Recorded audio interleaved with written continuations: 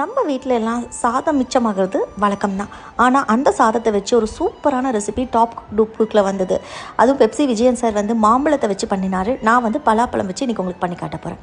அதுக்கு கொஞ்சம் மிச்சமான ரைஸ் எடுத்துக்கோங்க. பலாப்பழம் தேவையான அளவு, கொஞ்சம் சாஃப்ரான், அப்புறம் கொஞ்சம் பால், சர்க்கரை, கண்டென்ஸ்டு மில்க். இதை நீங்கள் பலாப்பழம் கொஞ்சம் அரைச்சி வச்சுக்கோங்க. கொஞ்சம் அரிஞ்சு இந்த மாதிரி குட்டி குட்டியாக சாப் பண்ணி வச்சுக்கோங்க.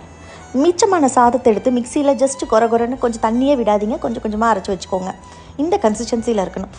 கடாயில் 1 டம்ளர் பால் ஊற்றிக்கோங்க. பால் நல்லா காஞ்சதுக்கப்புறம் அரைச்சி வச்சுருக்க சாதத்தையும் ஆட் பண்ணிக்கோங்க. கூட 4 ஸ்பூன் சர்க்கரை போட்டு நல்லா ஒரு 2 நிமிஷம் கொதிக்க விடுங்க. நம்ம அரைச்சி வச்சுருக்க பலாப்பழத்தையும் போட்டு 2 நிமிஷம் கொதிக்க விட்டுட்டு அரிஞ்சு வச்சுருக்க பலாப்பழத்தையும் போட்டுருங்க. 2 ஸ்பூன் கண்டென்ஸ்டு மில்க், கொஞ்சம் குங்குமப்பூ இருந்தால் போடுங்க, இல்லாட்டி விட்டுறலாம். கொஞ்சம் ஏலக்காய் பொடி போட்டு மேலே கார்னிஷிங்க்கு முந்திரி பருப்பு, பிஸ்தா இல்லை பாதாம் எது வேணாலும் போட்டுக்கலாம். நான் இன்றைக்கி பாதாம் போட்டிருக்கேன். இந்த மாதிரி கலரி எடுத்திங்கன்னா ஒரு டேஸ்டி சூப்பரான ஒரு கீர் ரெடிங்க. கண்டிப்பாக ட்ரை பண்ணி பாருங்கள்.